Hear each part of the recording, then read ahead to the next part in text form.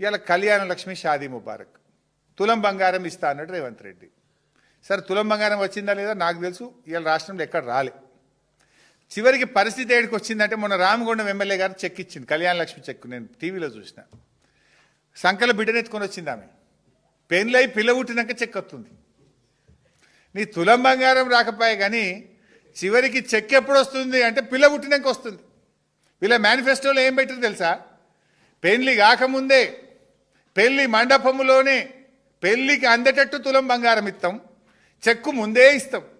ఇప్పుడు మరి ఏమొచ్చింది? తులం బంగారం రాలే, పిల్ల పుట్టినాక చెక్ వచ్చే కాడికి వచ్చింది.